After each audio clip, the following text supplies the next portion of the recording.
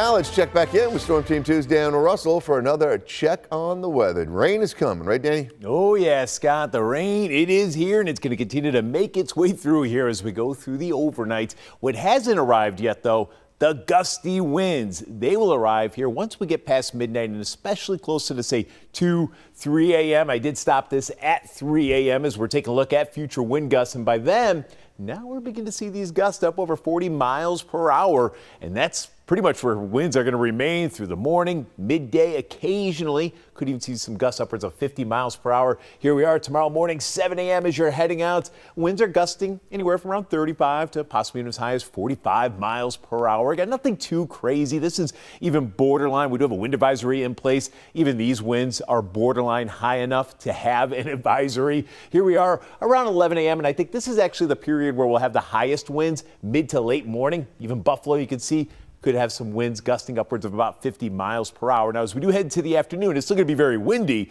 but those gusts will begin to drop off. And by the time we get into the evening, here we are at 6:30, we're no longer seeing those gusts up over 40 miles per hour. So those winds will relax as we head towards the end of the day. And that, of course, will continue as we head into tomorrow night. As far as the rain goes, of course, we've already had generally just some light rain showers make their way in. We'll continue to find periods of rain, and some of that rain will actually be on the heavier side, especially, again, once we do get past midnight. But look at this. By tomorrow morning, I stopped this at 7 a.m.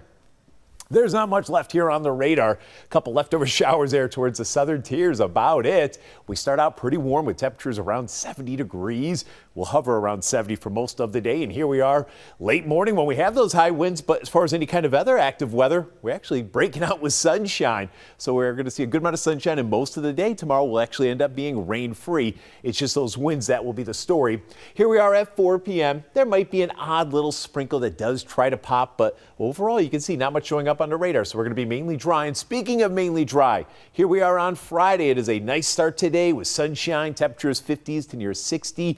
Friday afternoon, I do expect, and we talk about this lake breeze convergence zone all the time, and then here you go, where that Lake Erie breeze meets the Lake Ontario breeze. I think there's going to be enough instability in this around 2 p.m., whether it's Grand Island, the Tonawandas, Rapids, Clarence.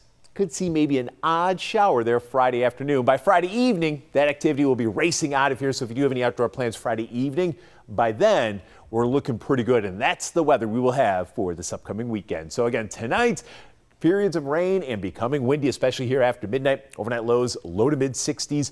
By tomorrow, most of the rain will be out of the picture, but we'll be tracking those gusty winds, especially mid to late morning. They do begin to relax tomorrow afternoon. For Juneteenth Friday, we'll just have that slight chance for a shower there across the north towns during the afternoon. Outside of that, we are mainly dry. Even into the upcoming weekend, it's going to be a nice little Father's Day. Could see some more rain to kick off next week. Of course, a little time between now and then. We'll keep you posted.